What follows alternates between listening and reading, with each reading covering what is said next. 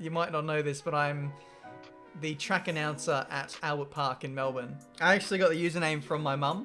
She was big on like religious chat rooms and stuff like that. Ben Daly drinks Smirnoff Ice. Love that. I'm gonna get slated for that. Oh, we've caught another big fish today, ladies and gentlemen. We've got another member of Veloce. We've gone 2 in 2. What can I say? We had Aarav last week. Today, 437,000 YouTube subscribers strong, the Aussie himself, Benjamin Daly, Tiametmarduk. Welcome to the Cool Down Podcast. How are you, my friend? Hello, everybody. Hey, Tomo. It's good to be here. It's a bit scary that you know like how far along I am in terms of subscribers, better than I do. But yeah, it's a pleasure to be here. Oh Research is key. There'll be a few little insights in this podcast. I've done my homework, mate. Come on, I've got to put some effort in. I can't just like get you on and be like, oh, so what's your name again? So who are you? So how are you? You were telling me before you've given yourself you've had a little go on the trim and you beard yourself. You've been keeping up the grooming. But how are you finding lockdown, mate? Yeah, it's been alright. To be honest, for life for us like gaming YouTubers doesn't exactly change very much because. Well, just speaking for myself, I'm not a very social person. Like we tend to stick to ourselves and make videos all day, and life for the most part hasn't really changed. As sad as that sounds, maybe go out slightly less. But I don't know. Maybe I've exercised a little bit more since lockdown. You know, they tell us, we can only exercise once a day or whatever it is, and then I'm like, right. Well, I'm gonna exercise my right to exercise. So. It's funny that, isn't it? I've noticed that with a lot of people who've said the same, actually. You would think it would be kind of like the opposite, but actually, yeah, you're right. Like when there's a big deal made of it, you're like almost a bit kind of, because I've started doing the same as well. I've started doing like 30 press-ups a day, and I'm just like, what the hell's this? Well, look, this is the first little insight. I want to, let's go right back to where it all began, at least here we go. Publicly on YouTube, on your channel right now, the very, very first video you uploaded on the 22nd of April 2011, long time ago, mate. Do you remember the video first and foremost? I should remember the video. I think it was a Bahrain hot lap video. It was. What was the time? Come on, mate. What was the time? Oh, I don't know. It was like a 1 minute 50, 1 minute 52. 48. Oh, okay, faster than what I thought. Yeah, I was going to say, you kind of downplayed yourself there, mate. 1:48.256. Okay, cool. Is that a good time? I don't really... for the F1 2010 game? I would say so, because it was the old layout, and I was practicing for a league race. Imagine uploading a bad or a slow hot lap to YouTube. That's true. that is true. We know that your caliber of racing is decent, but we'll get onto that in a bit. Obviously, there's that video. We've also got your 1,000 subscriber video. Oh no! 7 years ago, over 7 years ago, January 2013. Why did you record that at 5 a.m? Let's start with that. Okay, yeah, that's a good question, because being in Australia, we're 9 hours ahead or something like that, and I raced. I think you're 11 at the minute. I think. Probably. With the time difference. It's hard. It's crazy. I don't even bother keeping up anymore. But anyway, I was racing in a European league, and the race started at 8 p.m. or 9 p.m. UK time, and so that meant that I would have to get up at literally 4:35 a.m. to do the race, and I thought it would be a good idea to do like a behind the scenes of like what you have to do to prepare for a league race, and it was like a mini setup tour, and it was a horrific video. It was filmed on my phone, and I think that was the first time I ever did like any kind of actual video. Like that wasn't a gaming video, and so it was. Mate, I don't know. I don't even know how you watch that. It's just that's why I picked that one out, because I was like, that's fine, because you show off your little heated swimming pool in the back garden and everything. Really? Oh, what am I doing? I love it. It's great, man. So is that your kind of family home? Like, do your family still kind of live in that place? Yeah. That's where I spent 25 years there or something. We moved there when I was 2. My mum bought the land there and lived there ever since. And I actually hadn't, fun fact, moved out of home from there until I moved to the UK. So most people move to like another suburb or just down the road or whatever. Nah, other side of the world, mate. Easy. Straight in. Yeah. Like, get that straight off, man. Straight into the big time. Well, yeah, I definitely want to get into that later because I mean, yeah, especially as your first move, man. That's quite the undertaking. But just a little bit. In terms of the F1 game. So, what was actually your first kind of? Do you remember your first racing video game that you actually played ever? Yeah, it would have been Crash Team Racing. Nice. I was a big fan of like the Crash Bandicoot series, but then they had a racing game, and that's what like kicked it off for me. Absolutely loved it. I reckon if there was esports for it back then, I would have been like esports level. Mate. Like no one could beat me on that game. But it was. Have you watched so any? fun. Because they've re-released, haven't they? They've got like a updated Crash Team Racing now, and I've seen like some of the hot laps on YouTube, and they're just like, what? They're just boosting the whole time. It's mad, honestly, man. It's crazy. But obviously, with that as well, like there's, you know, what was your favorite character? Do you remember in particular, or like favorite map, or least favorite? Ooh. I'm pretty basic, to be honest. I'd say Crash is my favorite character. I know they all have different attributes and stuff, like, but I never even like went into that. I just like picked Crash because I liked him. In terms of like all-rounder. Yeah. In terms of favorite track, Neo Cortex's castle sticks out for me because it was like really, I don't know, like there was so many levels to it, and you could like fall off the edge and stuff like that. It was quite complex. That's one that sticks out for me. Decent. What about least favorite? Because I know my least favorite. Oh, my least favorite's, you know, the floating track where I think it's Entropy. I'm not sure. I can't remember who the boss is on that one, but like it's all like in the sky, and it's one of them. It's almost like Rainbow Roads. It's like an equivalent to I know Rainbow exactly Road. what you mean. Yeah, that was frustrating back in the day. That was awful. There's one I didn't like. It was Polar Express or Polar something. Yeah. There's a snow one where there'd be things like going across the screen. I don't know if they were penguins or something like that. They'd take you out. Like, nah. So, I mean, would you say that it was video games that kind of got you into racing and motorsport, or kind of vice versa? Because where did that bug start? Like, was it your parents? Was it just watching it on telly? Where did that come from? Crash Team Racing was probably the first experience I had with racing. So I got that like late 90s, early 2000s. Yeah. But then I got into racing motorsport itself probably around like 2003, 2004 from my dad. We started watching this local series in Australia called V8 Supercars. It's a touring car series. Love V8s. Yeah. Oh, mate, they sound so good. And the racing is really close. So good. Yeah, it is. They should come to the UK. But anyway, I got into that, and I was following that for many, many years. I was like absolutely hardcore into that, playing the V8 Supercar games back in the day. And then I got introduced to F1 around 2010, and the F1 game came out, and that's like how I really got like cemented into this whole world. Yeah. But yeah, I've been a motorsport fan a really long time. That's 100% like my favorite hobby, sport, everything. It's basically my life at this point. What was when you were banging to your V8s? Did you have a particular driver or team that you supported? Team, not necessarily, but driver. My favorite driver was Greg Murphy. He's a Kiwi driver. I know. I actually got a lot of flack from my mates supporting a Kiwi driver, being an Australian. Why? Why him?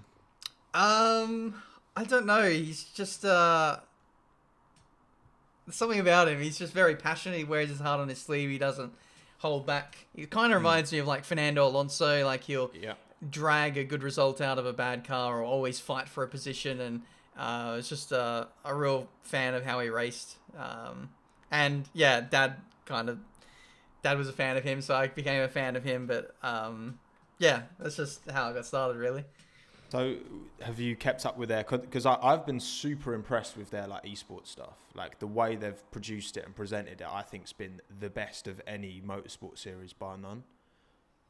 Yeah, it's pretty good. I actually haven't kept up with it that much, to be honest. The time zone it's pretty difficult. It's especially for me because I get up late, and you have to.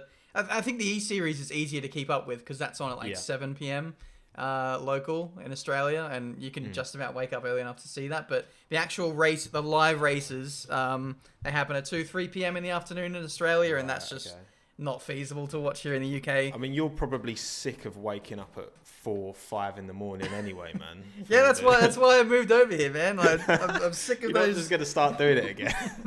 So to be fair, like my sleep schedule was always ruined in Australia, and I thought that by moving here I would fix it. But to be honest, like this whole lockdown, I feel like I'm back to square one. It's mad, man. Yeah. But, so obviously you started uploading in 2011.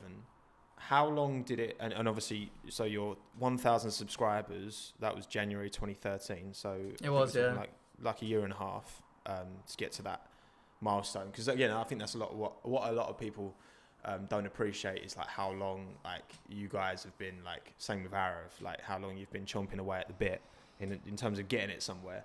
Like at what stage did you almost perceive it to be like, okay, I can actually potentially make a living from this? Was there like do you remember a moment when you just kind of thought, okay, this could actually happen? Yeah, it would have been that year 2013. I started to commentate on my videos a whole lot more. I got partnership in January 2013 when I hit 1,000 subs. So I was actually relatively late to get partnership, to be honest. There are a lot smaller channels who are already further along than me in that regard. So I just kept plugging away. I started doing a career mode series and building a little bit of momentum through the first half of 2013. And then F1 2013 came out around October or something. And I had about 7,000 subscribers at the time. And within a month, I doubled my channel size. Wow. It was, F1 2013 was a really good game for me. I really grinded it out. Started a brand new career mode series and did setups and did online races. I basically did my research and looked at like what has done really well historically on YouTube, and I tried to do, you know, some of that and implement some new ideas which I hadn't done before, as well as like collaborating and stuff like that. It was just like the perfect storm, really. And you know, from there I was like, whoa, I can do this. Makes a lot of sense, mate, because I know, like, speaking to Aarav, obviously, about why his channel, like, what was so compelling. Like, obviously, he's got his My Driver series, and it's, like, the storytelling. And I think, again, the same with your stuff. Like, you've been able to kind of elevate it a bit more from just a standard, like, career mode, because a lot of people, you know, I guess I was going to ask this question later, but actually, I'll probably stick it in now. Like, why you... Like, what is it about your stuff, do you think, that's led to your success in such, because, and not just F1, but just gaming in general on YouTube, is there's so many people trying it. Why have you been successful where so many others haven't, do you think? That is a really good question. That's what I deliver, mate. Yeah, a few reasons. I absolutely love racing. I try to take it seriously. I feel like I'm pretty good at the game. Which I think at the time really set me apart. There wasn't really any good line level drivers really uploading content. And when it came to my career mode, I didn't really treat it like a game. Like, I wasn't treating it like, oh yeah, we're racing Lewis Hamilton's AI bot, or this game is so boring or whatever. I was literally treating it like a real F1 race, and I was trying to almost like create rivalries with the other AI drivers. And I'd like to think at the time I had a unique selling point, and I just kind of ran with it, really. And I think maybe being Australian might have helped set me apart from maybe others, because there's a lot of British people making racing game stuff. You're right. There is a lot. There is a lot. And yeah, that, like you say, I think USP is the important bit, because obviously I'm sure you get messages all the time. I get a lot of messages from people saying like they want to start channels and what should they do, blah, blah, blah. And it's just like, like, you've got to be super, like, I think you've got to be super kind of critical at looking at your content from an external point of view and being like, why would anyone care? Like, why would anyone watch me? What am I doing that's different? And obviously with you, like you say, it's the kind of how kind of serious you took it and the stories that you developed and built, and the fact, mate, you're like from a consumer point of view, because I mean, I tell you what, in 2018, I was hooked to your career mode, particularly 2018. It was proper nice to just like have a day at work and then come home and just stick it on and just like see how Ben's doing this weekend. Like, oh, genuinely. no way. Oh, And it was kind of like your rapport, and yeah, like you say, the fact that you're like Australian, but not just because you're Australian, because you've got a good personality, and I think that really comes out in your videos. And so a lot of people struggle to get that across on camera, because again, when I was talking to Aarav, it's not as easy as maybe it looks, is it, to actually kind of communicate to a camera?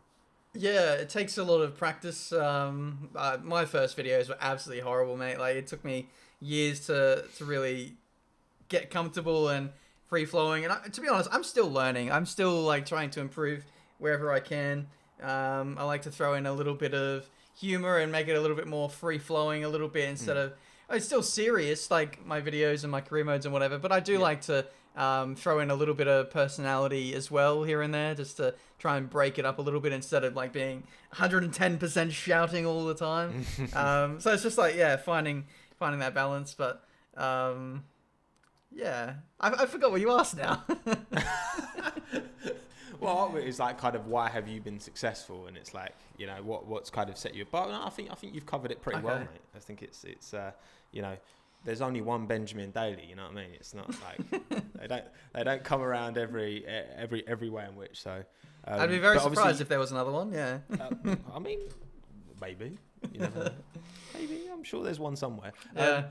But obviously, so 2013, you're going to take this seriously, and then in terms of, well, because I want to talk about obviously Veloce and your kind of relationship with them between kind of 2013 and when you kind of signed with Veloce. Were there any other kind of big breaks or any kind of big opportunities that came from your channel, like in that time period, like invites to races or anything like that, that almost like legitimized what you were doing, kind of in your mind?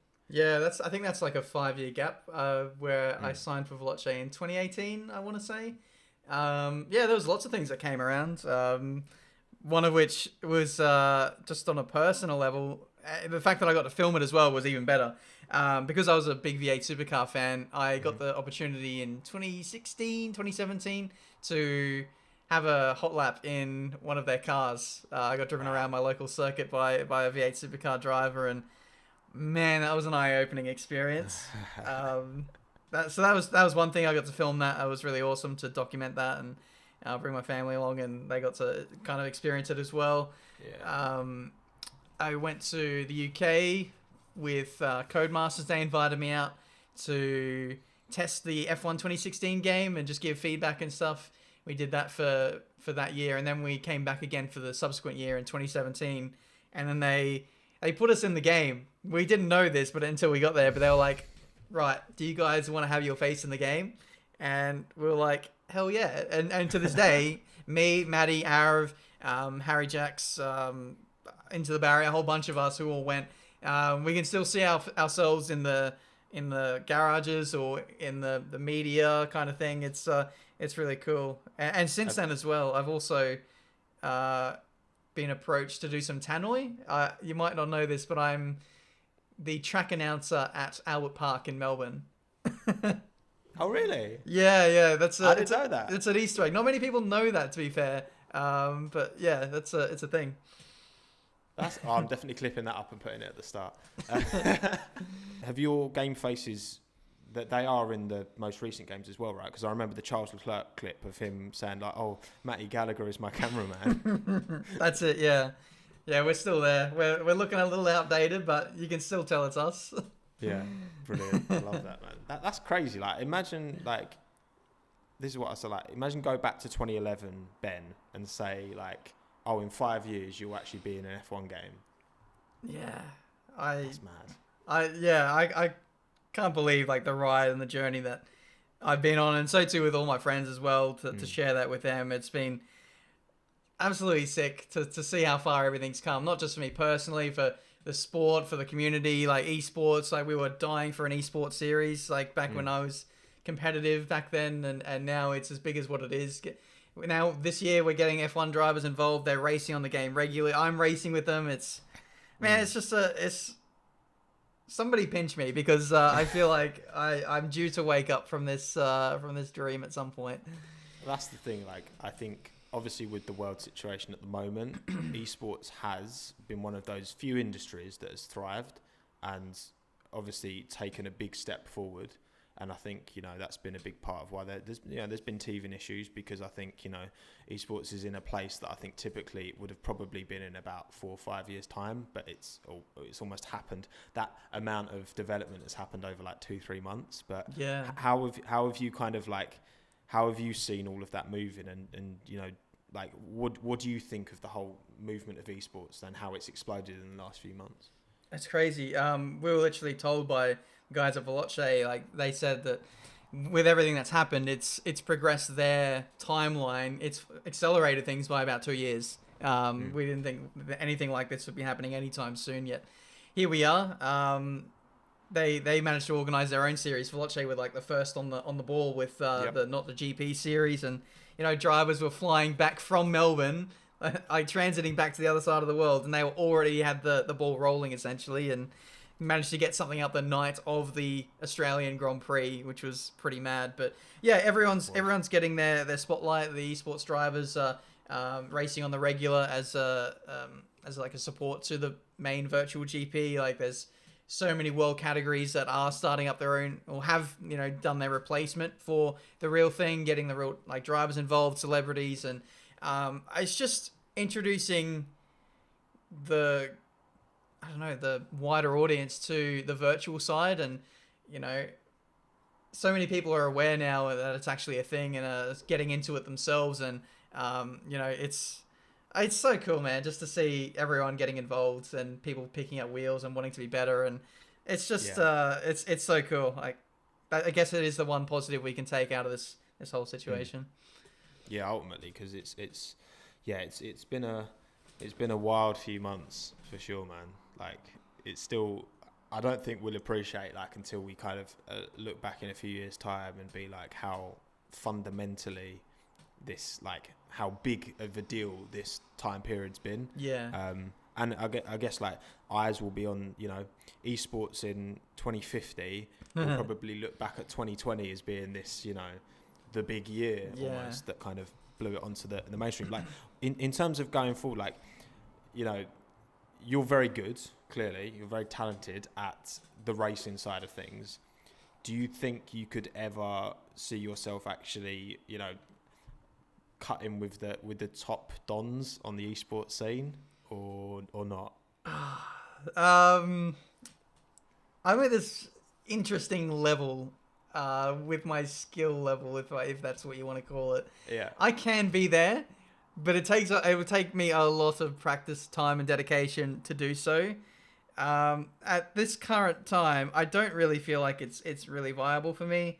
And also, would you want to? Yeah, initially I did. Like when F1 Esports first started up, I did, but I've realized how much time and dedication it takes to be that kind of level, even just to get in there. Like let alone be competitive and win races and stuff.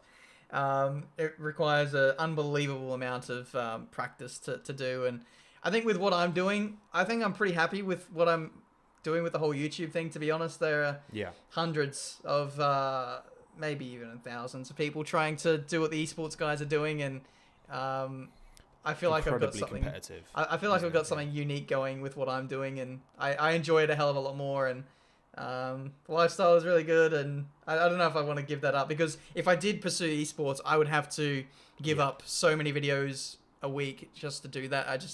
I don't think it would be worth it, especially at its current level. Like the esports guys don't get paid very much either, so it's not viable at this stage. But yeah, I'm having fun with YouTube and everything, so I think that's what I'm gonna strive to do for the time being. So obviously, Veloce have been like the first team one of the first teams. You've got like 100 Thieves who've done it as well, in terms of like diversified their team away from just top players, but also top content creators. How is that kind of like when they approached you? Like how exactly did that materialize, and how did you kind of? And obviously, there's the partnership with McLaren now, which sounds like a huge deal. Like how is that all gonna unfold? Like from as much as you can tell me, anyway. It was really cool. This like Veloce have grown absolutely massively in just the short space of time. I wouldn't have imagined like it would be where it is today when I first signed for the team. I think I got recommended by JD, TRL Limitless. And so Jamie McLaurin approached me. He's the handles like the relationships between, players and the team, and got me on board, and things just kind of went from there. Like I was just kind of just going to be half like an esports driver at the time. This is like how things have changed. I was half esports driver, half content creator, and I was in Australia, and there was no plans for me to move. But then things quickly progressed. In like 6 months after signing for the team, I then became more of a YouTuber, content creator, and then the prospect of me coming to the UK became a thing, and I was had the potential to be a lot more hands-on and be involved in some of their content. They started up their own YouTube channel. Like things were just kicked off so much, in that first 6 months after like joining them, and then I've moved here. I've got so much more involved, and they're facilitating all these opportunities. Like last year, I got to be a New Balance ambassador. They got Aarav in to be the Alpha Romeo team manager, and now for me this year, I'll be an ambassador for McLaren Shadow esports team, and things are looking good, man. Like we've got some really good stuff on the horizon. To answer your question, I'll be making some content around like the esports scene, but also I'll be able to utilize some of their like facilities and their talent that they have. So once this whole lockdown situation starts to get move along a little bit more, we'll be able to show you guys some cool things we've got cooking. Nice, man. Looking forward to that. Like what exactly? Again, obviously, I probably can't go into too many details, but in terms of your like, what obligations do you have? Like, are you contracted to Veloce in the same way that an employee is to a company, or is it more of like an ambassador role? Like, how exactly does that side of things work as such? Yeah, it would be different because Veloce have their own employees that are hands-on and they're in the office, and full-on dedicated employees that have a set job that they do. Whereas I'm more of I do my own thing, but I also help them. From time to time, they'll say, "Oh, can you come into the office to either do a photo shoot or have a meeting or film some content?" So it's I don't know what you would call it. Kind of like just contracted in, and I come and do certain things every so often. I'm still very much part of the team, but I'm just not like a full on dedicated. But you've still got employee. your independence almost in terms of I've got full creative control over what I do with my YouTube channel and sponsors and stuff like that. So but I just consult them with anything I need. They're kind of like an agency, I suppose, to me. Yeah, no, that's a good way of putting it, actually, because you're not like Veloce_Tiametmarduk. So no, it makes I imagined it would be something along those lines. Also, question I haven't asked because I don't know the answer, and I'm sure you've stated it many a time. Why Tiametmarduk? Where did that come from? Yes. So I can't believe I didn't ask. I get this earlier, a lot. There's a story to this. I actually got the username from my mum. She was big on like religious chat rooms and stuff like that. Oh, wow. Just like having debates with people. Yeah. So one of the usernames she used was. See, she spelt it different to me. I actually spelt it wrong. It's Tiametmarduk. So essentially, they're two Babylonian gods. Tiamat, who is said to create the earth. Right. They're brother and sister, and then Marduk is the one that's said to destroy the earth or whatever. I don't know. We don't believe it in or anything. I just like thought the name was cool. She joined the names together, and I was like, "Whoa, that looks sick!" And so I used that for RuneScape and whatever other online aliases. I was, yeah. We'll have to talk about that in a bit. Good. Yeah, man, that's great because I almost see it in the same way as that people see like KSI Ology Day BT. Like it's this long kind of again, like if you know, but if you don't, then it's just like, what the hell is that? Have you ever thought about like changing it? Because obviously you've stuck with it throughout. You know what? I've recently had thoughts of changing it to my actual name, just like Benjamin Daly or something like that. Do like a Jimmy Broadbent approach. Yeah. Because like I don't know, some of the drivers, like the racing drivers, are like, who's Tiamet, and like my name on Discord will be different. I thought, should I just change my name to just Benjamin Daly and then like have it across everything and be the same? I don't know. I don't know. It does, yeah. So I'm more leaning on the fence, on the side of keeping it than getting rid of it. But and I think a lot of your core audience would be heartbroken. Maybe. I don't even. I think I would. Changing the whole branding and everything, but I think it's here to stay, at least for a while. The thing is, I'm horrible at coming up with names, whether it be team names, like you make your own ultimate team, or we're going to be making our own team in F1 2020 coming up, and nice. I can't think of names to for the life of me. Like Tiametmarduk is all I got. I don't know what I would change it to if I didn't change it to say my own name. So I'll accept suggestions in the comments, but I definitely won't accept them because I'm not changing it. Brilliant. No, well, you never know. You could do like a second channel that's Benjamin Daly, maybe, or.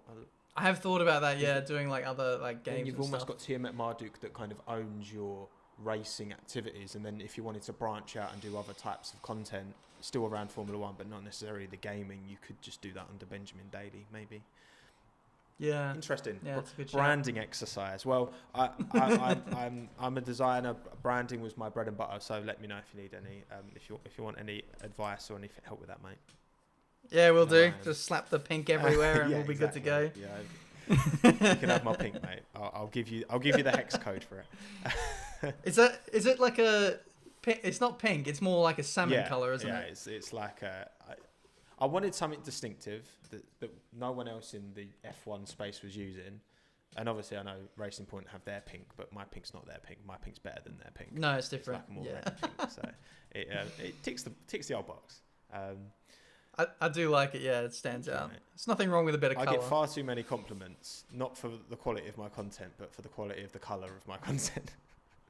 Yeah, and the thumbnails and but listen, I'll take it. You do a good job. I'll take it. But obviously, so you're obviously very and again, like you say, if you did put your mind to it, you probably could get up there with the esports guys. But obviously, I had James Baldwin on the podcast a couple of weeks ago, and obviously he races for Veloce in the esports team, but also he used to do a lot of karting, and he massively attributes that to how he's been able to get so good because he's only been sim racing for 3 years, which is insane.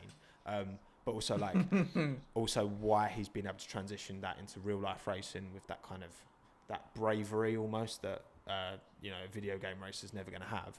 But have you done much real racing in terms of actual karting or any of that kind of side of things? Not really, to be honest. I've done the odd karting here or there. Just like hire karts, going with your mates or my dad to just have some fun. Last year I did a race for WTF1 actually. We did a 24-hour race and we managed to win that, but we weren't in the professional class or anything. We were in the clubman class, but it's something I'd love to do. I'm currently in the works of getting some gear organized, like just karting gear, and hopefully doing a bit more of that. I think I was set to have a couple of opportunities here or there in cars. I don't know if those are still going to happen, but I'd love to pursue that side of things because that's something I've not really touched upon yet. So yeah, there's lots there, but I always wanted to be a racer. Ask me, when I was younger what I wanted to do, I would have said like race car driver. But to be honest, I feel like I've got like the next best thing because I'm still racing as my job, but just not real. Like it's just virtual, and I feel like it's. If you can't be a real life racer, I feel like I literally am doing probably the next best thing. You are like perfectly positioned to get the opportunities, though. I think and obviously being in the UK now, we've got a lot of karting tracks and a lot of good facilities around here. I guess I'm not sure how big is the kind of the karting scene in Australia. I mean, what part of Australia is it? I think I'm going to say you're from Canberra. I could be wrong. Am I wrong? Is that because of my football team? No, so you know why? It's because I saw a video, this was ages ago, and it's an interview, and I think it was on local telly, and your dad's in it, and he was wearing is it the Vikings? The Canberra Vikings t-shirt. See, I'm a true OG fan, Ben. I'm not going to lie. Whoa. This is a big deal for me, man. Come on. But yeah, I don't know. My dad, what? Is that where you're from? My dad's from there actually, okay. so you're quite. I'm half. I'll give you that, but you saw my dad on TV. He was on TV for something. Yeah, like, you were both on the news on, or. and you were talking about your. Oh. Yeah, I'm sure it was on telly because it felt like a Okay. news kind of local news kind of thing, but I don't know. It could have been the Veloce documentary because they did have my actually. dad on It that, and he might have been I think it was wearing. that actually. Yeah. But anyway. That's a good shout, man. I'm from Brisbane, Oh, nice. which is a little bit north of that. So it's still on the east side of Australia, the east coast. Love Brisbane. Love Brisbane. The old. Have you been there? Yeah, I did. Me and the missus went travelling end of 2018, and we drove from Cairns down to Sydney. So we stayed in Brisbane for like Nice. 4 days. Yeah, beautiful, man. Lovely place. Oh yeah, I love it there. The weather is so nice. You just don't even need to check the forecast. The weather apps, they're just pointless because it's always going to be sunny. They had BrisFest on at the time, which was fun. Okay. BrisFest was decent. It was The Gold Coast is really nice as well if you've ever yeah, been man. there. Yeah, it's beautiful, man. I'd love to do it. I want to do West Coast next time, but yeah, man. Not much there. What on earth? Like, I still like, because me and like I seriously considered moving to Australia at one point. Like, why on earth would you want to come to the UK? That's a good question. Like, to be honest, I'm going to say something very controversial here. I actually kind of enjoy living in the UK more than Australia. You know what? So I've got so basically the reason I went to Australia because my aunt moved to Australia when she was 18. She's now in her like late 60s. So I've got cousins they're all in Melbourne, and my cousins say exactly the same thing. They're like, if they didn't have misses, they'd be in the UK living here. And I'm just like, what's wrong with you, man? Like, but so what is it? What is it about? Yeah, it's like when you're in one, you want the other, and vice versa. Yeah, Australia is more of like a holiday destination, I would say. It's very nice to go there to stay for a short time, but I've realised that there's just so much going for the UK, like so much more in such a short area. Yeah. You've got access to Europe, you can go on the train to another country, and it just feels like there's so much more going on, whereas in Australia, there's not as much happening there, if that makes sense, especially with what I'm doing. So... I don't know. I feel like my social life is a lot better. There's so much more to do. Yeah, the only thing that's better, I guess, is the weather and I don't know, the lifestyle in a way. If that's what you want, if you want to like have a bit more of a relaxed lifestyle, it's more chilled, go to the isn't beach it, or whatever. Like, Yeah. Slow life. I still miss it, and I do want to go back sometime soon. But I really enjoy the UK, and all you guys complaining that the UK is crap, you don't know how lucky you are. how often do you typically, obviously with what's going on at the minute you can't, but like how often do you typically go back?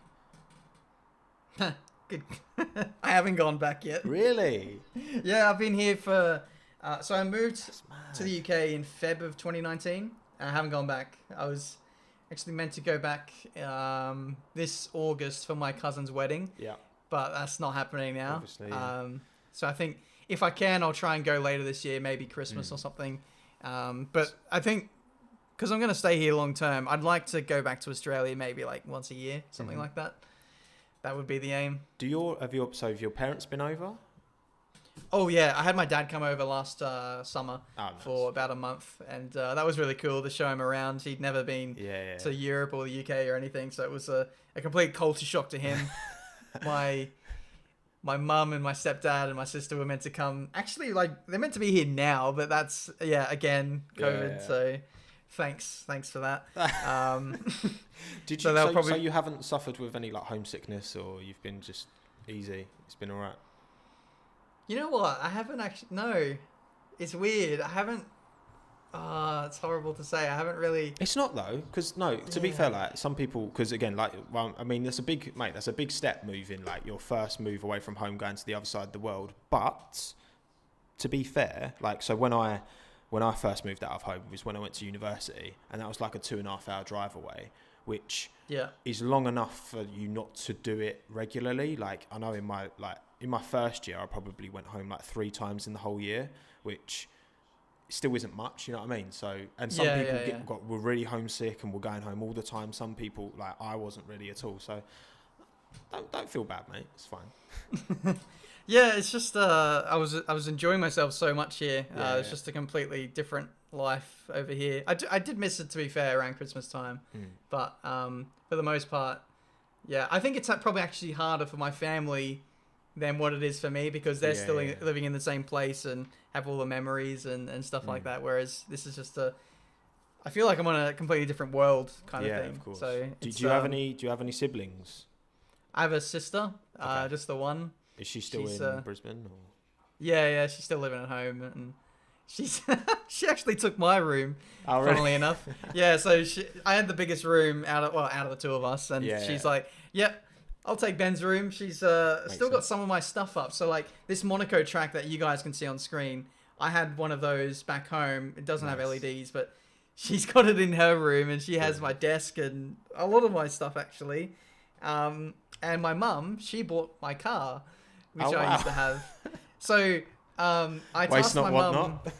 Yeah, I tasked my mum with selling my car after I left, and then she took care of it for a little while, and she started driving it, and she's like, you know what? I really like this car, and so she bought it off me. So yeah, a lot of people ended up with a lot of my stuff. I like donated like my Xbox to my sister and my PS4 to my dad. And well, that's the thing, because that is the thing about moving on to the other side of the world. Because yes, again, when like I moved, it was still in the same car, so you just cram everything in a car. Oh yeah, still in the same country. Like when you came to so I'm like I'm very interested about like A, what did you bring with you, and like B, how did you decide where to move? Because obviously I know London's like an obvious choice, but like exactly like who did you message some of your mates who are English and live around London area? Like, what was your kind of thought process? So I had very little to work with in terms of bringing stuff. Yeah. I had 3 suitcases. This is the stuff I had to bring on the plane. So I had to pack up my PC. I left the case behind and just took the internal parts and packaged them up as delicately as I possibly could. Because as a lot of you guys would know, like international freight, you know, that stuff gets thrown about a bit. But thankfully, it survived with a lot of bubble wrap and towels and everything. So I brought that stuff. I brought clothes. I brought like just the small stuff, wheels and equipment. And I shipped off 2 big DHL boxes. And I literally only shipped those off like, well, the first one the day before I left, and then the last one the day I left. So that couldn't have been pushed back any further. Really left that to the last minute. So I chucked my consoles in that, screens and wheelbase and the bigger stuff. And I was literally full to the brim with like everything. There was a lot of stuff I had to leave behind, obviously. Yeah. It was that moving day was the most stressful like time of my life, because I'm not really a very well organized person. I had to think of everything. I actually on the day of me leaving, this was like an hour before leaving to go to the airport to go to the UK, I realized I washed some clothes and I've left them outside. And I didn't realize until I'd packed like literally everything, I had no more space. So I had to leave some clothes behind, and I was over the weight limit, and but I got it all in the end. And then to go back to what you said, I didn't want to live in London because I think I've from previous experience of being in London, like you don't get much space. It's very expensive. And I just love driving. And so London is kind of like a no-go for me. Yeah. So I wanted to go somewhere where I could still drive and have a similar lifestyle to what I did back home. So like live in a house as opposed to like an apartment or something, and still be able to drive. So I'm currently based in like Northamptonshire. Yeah. Near Silverstone. It's not too far away from anything really. Like if I want to go anywhere in the UK, it's normally about 2 hours away.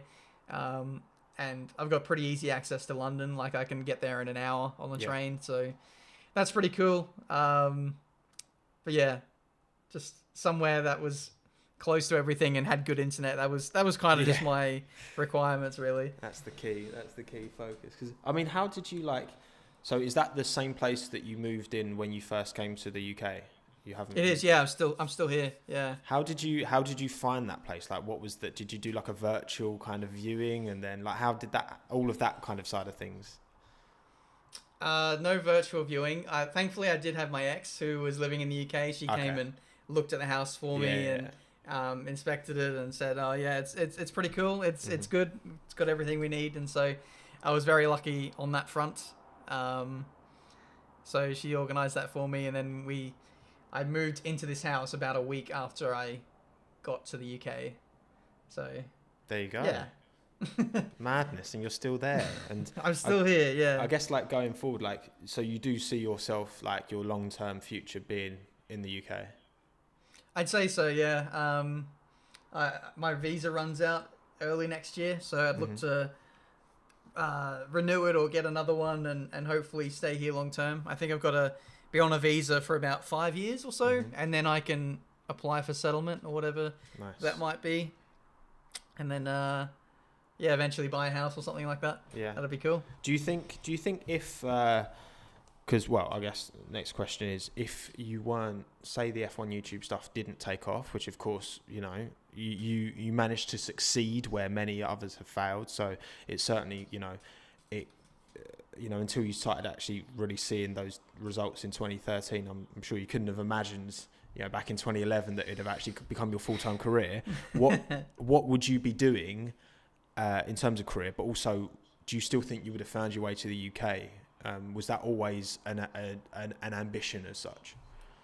No way. Nah, I only moved to the UK to pursue like my job kind of thing. That I had no other plan. I never thought I would travel or do anything like that. That moving to the UK was just like something I realized in the last year or two. But if I wasn't doing YouTube, God, I don't know what I'd be doing. I was studying to be an accountant. Okay. Maybe I'd still be in uni. Maybe. I feel like I was in uni forever, and I eventually just like dropped out to do the YouTube thing. So you'd have been Benjamin the accountant then? Maybe. I mean, I wasn't very good at it. That's half the reason why it took so long to get out of it. But I kind of scary to think about like what I would be doing or not be doing if I wasn't doing YouTube. I think. Well, that's you will never know, my friend. You will never know. But I guess like, do you foresee? It doesn't appear so, but do you feel that F1 is now like long-term career, something you're very settled? Because obviously a lot of people, we can talk about other industries. You get footballers who retire at 25 and then go on to do something completely different, etc., etc. Do you see this as like, you're like as passionate about this as you were kind of when you started and it was just a hobby? Yeah, like that passion hasn't gone away at all. I like to keep things fresh and try new challenges here and there just to keep me going in a way. But yeah, long term, I think if YouTube stops being a thing, then I do see like other opportunities to do other things, whether it be in the esports scene. Like I'm already taking those steps now by diversifying like what I do as a job. I think there'll be lots of opportunities within esports, or hell, maybe even like long term getting a job within F1. That would be absolutely sick. But yeah, for the time being, YouTube is my priority, and it's what I want to do. And I'm gonna keep doing it as long as I enjoy it. Good for you, man. And obviously with the the business side of YouTube, because obviously there is, again, when you start earning money and then you've got to like pay taxes and all this kind of fun stuff, like the business side of it, how have has your accountancy background helped at all? Or is this just like how have you, because some people, like, you hear about these YouTubers who get all this money and are balling and then realise they've got a big tax bill to pay, and then they're like, oh, and it's just like, it can be a bit intimidating. Yeah, it helps me a little bit because I know what I can like expense for like a business side of thing, and what I can't. But that's not really a problem with me anyway. I don't really go on nights out or spend like a whole lot of money. I actually like to save a lot, so I tend not to get myself in trouble in that kind of way. So I'm fine on that front. Yeah, but actually doing the whole tax return thing, I probably wouldn't trust myself to do that, to be honest. Oh God. Especially in this country with the rules maybe being different, I'm not sure. Yeah. Oh God. Yeah, that's true. Honestly, I had to do my first tax return last year, and I've got to do my one for last year before January. Oh mate, I cannot be asked, man. It's so long. Like, I couldn't be less interested in that side of things. I really couldn't. Yeah, that even just getting all the proof, like the receipts and everything, that is time consuming enough as it is, just chasing up everything. So, fair play for doing it yourself. That's a ball. Like, I hate it, but I want to know how to do it because I don't want to be like reliant on anyone. You know what I mean? Like because it's so integral. I feel like I need to like push through. Like there's two things I hate in life: coding and accountancy. And that ticks one of the boxes. But it's not fun. It's not. Yeah, why a lot of people drop out of it. But obviously the reason you've been able to make it a career, Ben, is of course because you've got such a big following, and you've got this fame, this fandom within the F1 niche. How have you handled that? Because of course when you started it was just uploading hot laps, and then as things grew and grew and grew, how have you handled the kind of, the fact that there's a lot of eyeballs on you, and do you often get recognized in the street? How have you found that side of things? It's pretty easy, to be honest. I just make videos in my room, and the occasional person will come up and say they really enjoy my content. It's just like seeing a friend out in the street kind of thing. It doesn't really get to me at all. I mean, sometimes it's like you think about the numbers and how many people watch your stuff, and you're like, if you imagined all these people in front of you or in a stadium or something, that can be overwhelming. But I tend to keep a level-headed view on it, kind of thing.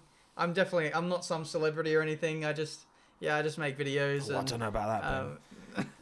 No, I'm just a person at the end of the day. Exactly. Well, the thing is, obviously, with your growth, it has been over a long period of time, and it's been very gradual. So I suppose that's been kind of, because I guess with mine, because I've gone from like nothing to like 50k in like 6 months. That's really weird, and it's like, I guess you've had time to kind of, you haven't adjust to it over time. Yeah, exactly. Whereas for you, it's a lot more quickly. Bizarre. Faster. Yeah. So, in a year's time, you're going to be this big celebrity who, is only going to drink, sparkling water, and I won't be able to get anywhere near you, kind of thing. I hate sparkling water. No, you mean Prosecco. Prosecco, champagne. Yeah. Because I love Prosecco, as a lot of my subscribers know, because I often talk about my love of Prosecco. Oh, okay. I'm not a manly man when it comes to drink. I love porn style martini and a Prosecco. Are you? I don't know if you're like this as well, but I can't drink beer. No, I can't, man. I can't do it. Yeah, does it make you feel like it? It makes me feel I can't even smell it. It makes me like gag. Yeah, it's a bit weird, isn't it? It just sits in my belly, and I just kind of feel sick from it. It's just it's not great. Yeah. Vile stuff. And then what about, obviously, creating content online, or just being you don't even have to be a big name online to attract a bit of trolling and a bit of hate. How was that kind of? Do you remember your first kind of incident with that, and like how has that been on your kind of mental health side of things? To be honest, I feel like I've got pretty thick skin, so nothing really gets to me. Like I've seen it all, to be honest. Proper Aussie. Yeah, my audience, or the people who watch me, are pretty good, to be fair. The only real criticism I get is like on my driving. So if I like go for a risky move and I take someone out, oh Ben, you drove like crap this race or whatever. Like it is what it is. And that's not really an attack on you. That's just a critique of your ability. Yeah. Such, you know what I mean? Yeah. Or sometimes I'll sound a bit big-headed in commentary when I'm doing a league race or something like that. That's really the extent of it, and I know when I'm doing that sometimes. It's play up to the pantomime villain character. Yeah, like you can't get this far and not cop a bit of criticism. So that's all part of it, really. Absolutely not. And I think, like, again, part of the reason why I've done well, and a lot of other creators who started at the similar time as me have done well, is because I really feel that F1, with their kind of the Liberty Media takeover, opening up social and digital to the drivers more, I think that's helped stimulate the content creator base. And I know there's a lot of people who have started channels recently. I guess I'll say, if you had to give one bit of advice to anyone watching, because I know a lot of people who watch my stuff have ambitions to start their own channels and get big. Like, if you had to give one piece of the most critical, I know it's not, obviously it's an accumulation of lots of different things, but what would you say to anyone out there who's looking to become a creator, whether that's gaming or otherwise, in the F1 niche? I'd say just do what you feel passionate about. Like, even if it's not F1, if you like Minecraft, like upload Minecraft videos. Just do what you love doing, and it won't feel like a chore. Like, you'll be able to have a lot more I don't know about success, but just you'll be able to have a lot more fun with that. And just upload. This is something that I've always tend to stick to as well. Is upload what you think you'll enjoy, as opposed to like what other people. So if you're having fun, like the people who are watching, they'll see that and they'll have fun with you as well. Try to be different. Try to do what others aren't doing, and if they are doing the same thing, do it better. Put your own spin on it. Make it appealing to switch from that person to you, so to speak. And just stay consistent. Always look to improve. I've been doing this for 7 years properly, and there's still lots of things I can improve on. So don't get complacent and just keep uploading, really, whenever you can. Keep on it. Eventually you'll get somewhere. Yeah, the passion is like, I think, the biggest, because like that is so contagious. Like when you're really, really enjoying what you're doing, it's just like that you can't fake that, and it definitely comes across in the content. So there you go, Ben. Well, that's the bulk of the questions. We've got now a quick fire round we'll go through. Oh, interesting. Quick fire that I'll stick on the end, and then we've got a couple specific F1 questions that I'll stick on at the end. So, Benjamin Daly, Tiametmarduk, are you ready for the quick fire round? I am ready. First question. Favourite flavour of crisps? Oh, what's it? Oh. Yeah, left love field, mate. Left field shout. That's not left field. They're cheese. I think that's pretty left field, man. Oh, like, okay. All right. No one else has said. No one else has. I asked this question to pretty much everyone. No one else says what's, or because what's it is quite a unique one. I love a what's it as well. Don't get me wrong, man. I love what's it. It's quite a unique crisp, isn't it? It's like puffy. For anyone who doesn't know what what's it is, and like they're like Cheetos, aren't they? Yeah, they're like Cheetos, or if you're from Australia, they're like Twisties, but maybe a little bit softer. Would you prefer the Australian version or the what's it? Oh no, I love Watsits. They're really nice. Good lad. Yeah. We've converted him. You're never allowed back in Australia now. Yeah, I'm just gonna get banned at this point. Yeah, it's not good. Right. Next question. Favorite TV show growing up? Oh no. Simpsons. Nice. Good shout. That's what Tommy, WTF1 Tommy said that as well. Shout out to Futurama as well. That's really good. Oh, mate, yeah, Futurama. Yeah, I think, for me, Futurama just takes it, to be honest. Yeah. But, yeah, Simpsons. Amazing show. What is your favourite sport outside of Formula 1? Ooh, I would say rugby league. It's, like rugby, but different in Australia. Is that the team that the Canberra Vikings that your dad supports? Yeah, that's the one. Is that who you support? It is, yeah. Okay. You didn't adopt for people in the UK, I think you call it Super League or something. What's the Brisbane team? They're Brisbane Broncos. Yes. They got a massive following, and last night actually they got whooped like 50-0 or something, which is nice. Really bad. Anyway, how are Canberra doing? Like, are they good? I don't really know. So they're doing good this year, and last year they were pretty good as well. They got to the grand final. Unfortunately, lost. They had some bad calls go against them. Blaming the refs as always. As always.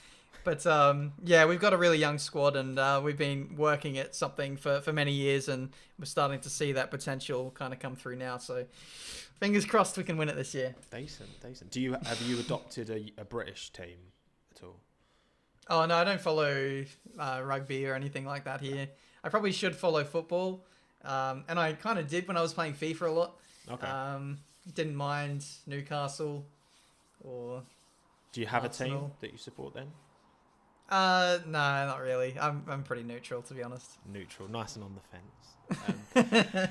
What is your favourite road car of all time, Ben? Oh, the McLaren F1. It's the McLaren F1 GTR. To be specific, the long tail version. Ooh, I love that car. Interesting. Nice. The gold lined engine bay. Yeah. What a vehicle. And mate, now you're going to be like working with McLaren. That's crazy. I know, that's really it's kind of crazy how like the stars have aligned. Like I've always loved McLaren as a motor company. I've loved the F1 team when in the Vodafone days, and now I'm aligned with them. And then Ricciardo got announced that he's joining them next year. It's just of course, absolutely crazy, man. Have you ever been to the Woking Centre? No, never. So it's gonna be open that opportunity then. Yeah, it's gonna be an awesome experience. It looks so nice. So to be there in person, I can't imagine how good it's gonna be. That would be incredible, man. Cool. So next question: favorite band / artist, music wise. Ooh, probably like Linkin Park. Nice. Yeah, do love a bit of Linkin Park. I've become so numb. Yeah. I loved a bit of Linkin Park back in the day, not gonna lie, for sure, mate. Death Row, you're on Death Row, Ben. So, you know, you've unfortunately, you know, Zach Brown is not impressed with your representation of McLaren. I've been clickbaiting too much. You've been clickbaited too much, and you've been fast tracked to Death Row. What is your final meal on Death Row? Oh, it would have to be like a Sunday roast or say like a lasagna. But I think I'll say a nice lasagna. Oh, nice. What's the kind of, you got the lasagna, what's on the, have you got chips with that? Have you got like, what's chips? On the side? Yeah. What's wrong with that? Chips with lasagna? What? Yeah. Nah, you have garlic bread. You ain't lived, man. You got to give it a go.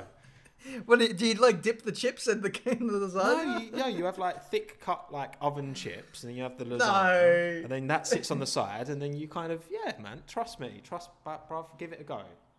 Give it a go. I'll wait for the DM on Twitter. All right. You were right, Tomo. You were right. Next time I have lasagna, I'm having chips.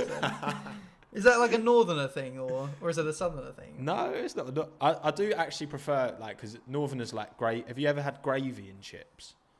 Oh yeah, that's huge. That's a northern thing, but I love. Okay. I'm a southerner, and I love that. So you know. Okay. We're all just people. Where everyone's like, you know what I mean? All these labels. Gosh. Right, Ben. Cats or dogs? Ooh, I'd probably say. Oh God. Oh.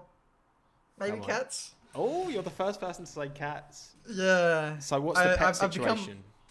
So I've had both. Like I've had cats, I've had dogs, but I do love a cat just to like snuggle with and cuddle. But at the same time, they can be absolute like pricks and scratch you and demand food and whatever. But a dog is nice all of the time. So it's really close. But I've become more of a dog person over time. Yeah.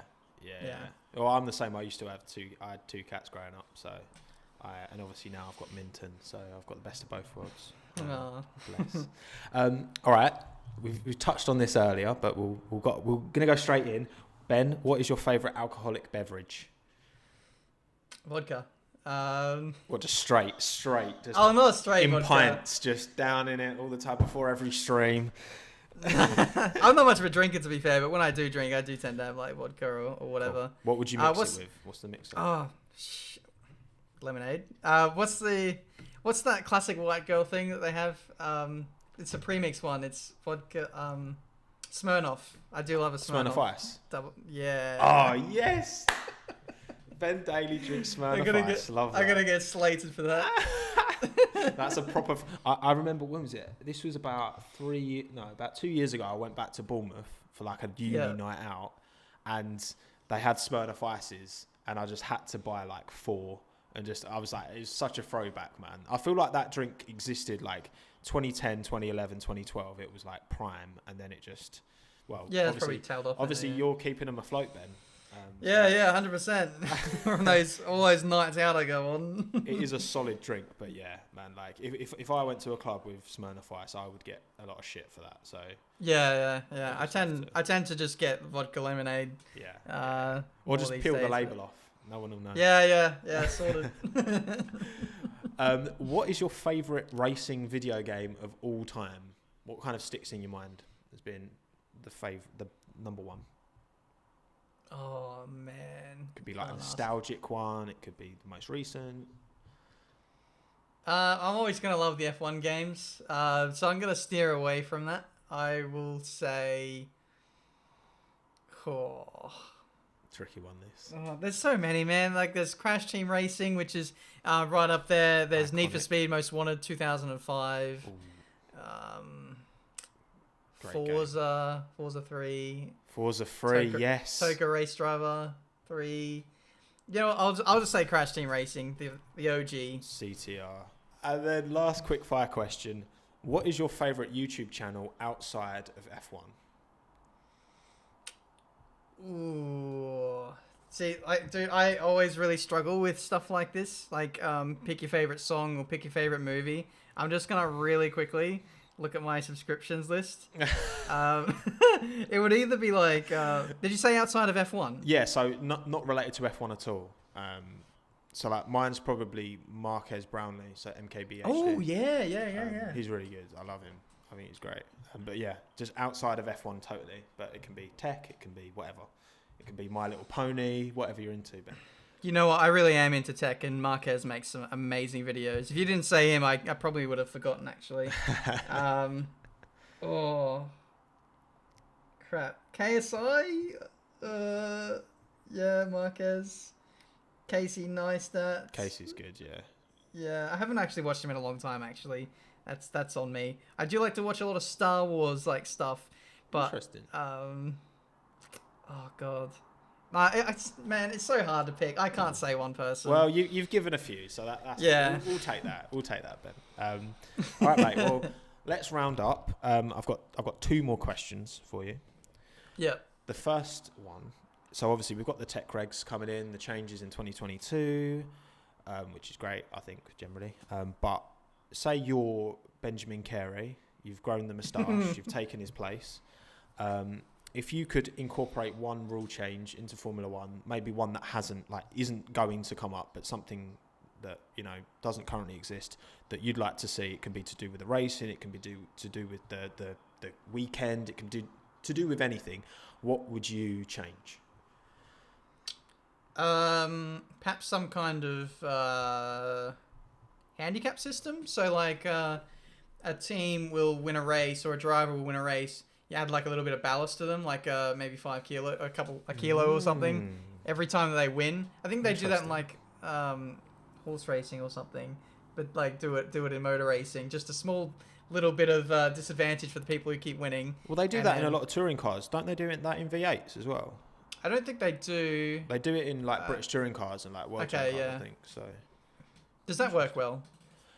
I think I think it does work to like level the playing field. I think obviously that the argument against it is the whole like the purity of it and that. Yeah, but, it's tough, isn't it? Yeah, it's always ultimately it's a very impure, like everything's artificial in form. You know what it does wind me up when people talk about like gimmicks, and it's like every single thing about a sport you could call a gimmick. Like, yeah. What's the point of having qualifying? That's such a gimmick. Like, what are you on about? Yeah. Oh, getting penalised for a high tackle. Oh, that's a gimmick. Taking someone's head off. Yeah, I mean, where do you draw the line? It's impossible. Yeah, so exactly. you got to have rules. It just keeps everything fair. Yeah.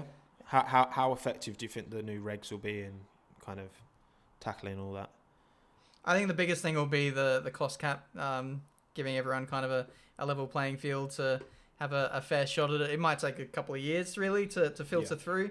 But yeah, hopefully we see closer racing, not only in like lap times, but also the cars also being able to follow each other.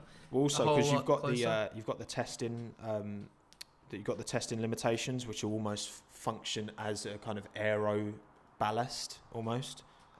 So whichever team performs the best will get the least aero time for the following season. Yeah, so less wind tunnel tests or something. Hopefully that will bring things together. And then last question, it's 1 minute to one. So I've got one more question for you, Ben. What is your favourite livery of the 2020 grid? Ooh. I do love the Williams. Williams is really nice. But which wait, the Williams that will never be? Ah, yeah. So maybe I'll have to pick something else. Exactly. Well, we don't know what it is yet. Me and Tommy did a video, my video before this, where we both kind of had a go at redesigning it and without the rocket. But yeah, that's going to change. So it might not change, but I agree. I love that. I love the rocket livery, but unfortunately, it won't be a thing, will it? I love bright colours, so I would say I'm not saying this because I'm with them or anything, but McLaren does look really nice. Of course he's not.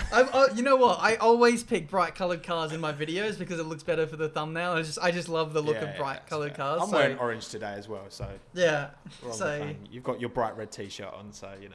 Yeah, repping the F1 game. Let's go. We're wrapping. Sweet, man. Well, we're done. Thank you very much, Ben. Thank you. I really do appreciate you taking the time. Yeah, man. Like, if anyone for some reason doesn't know about Ben's channel, then it will be in the top line of the description. Obviously, go give him a watch. Creates cracking F1 content. How's it been, mate? Have you enjoyed it? Yeah, it's been really fun.